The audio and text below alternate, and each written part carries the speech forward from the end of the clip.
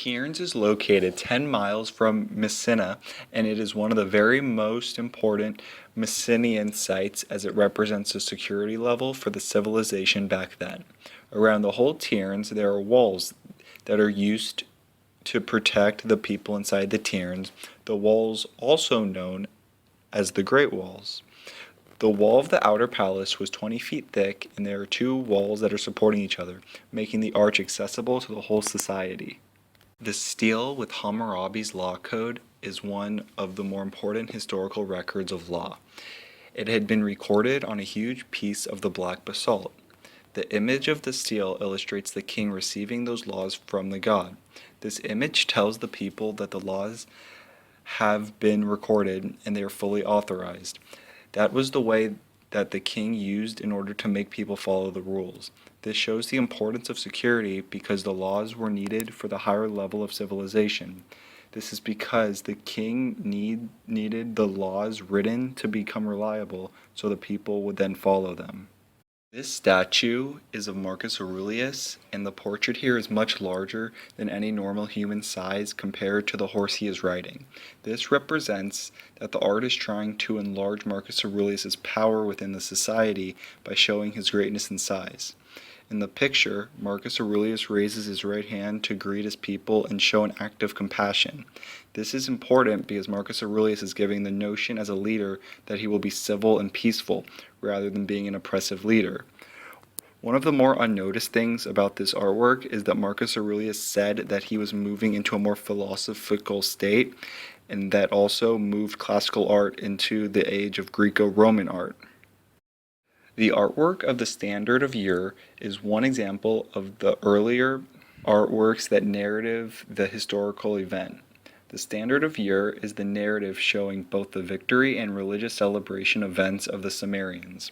We can tell from the Standard of Year that the king from those events has been illustrated as the warrior and spiritual center of the Cimmerian culture.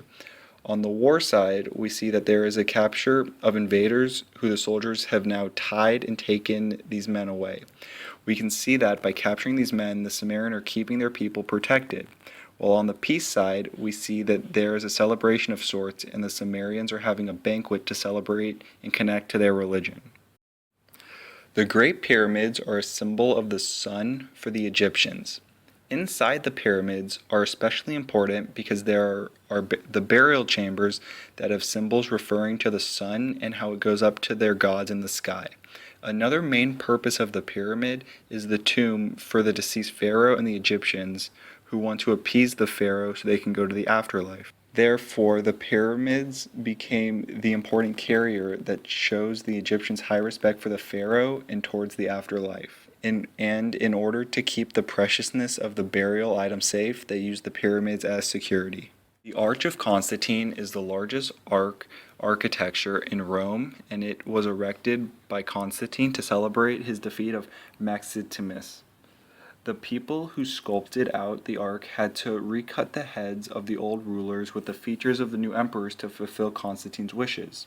The fact that they had redone all these emperors showed a lack of creativity in the arch, and that had been shown in other emperors' times, and shows Constantine's new platform as ruler in the Roman Forum inside the sculptures of Marcus Aurelius and Hadrian. Painting of Christ as Good Shepherd is a wall painting, and it shows Jesus before he became Jesus Christ. The painting is Jesus as he is sitting around his flock, and he is dressed in gold and purple clothes, as the background is dark with shadows. The fact that this is slightly an ominous background proves this artwork is deeply engraved in the naturalist artwork and under the classical style of art. As Jesus is the Good Shepherd, we see that this is actually the noblest depiction of the Good Shepherd, and that is because of the fact Jesus is surrounded by animals in his noble and powerful clothing. The Great Mosque in Isfahan was built as a typical Iran mosque plan, and the mosque itself is for a place of religion and spiritualism.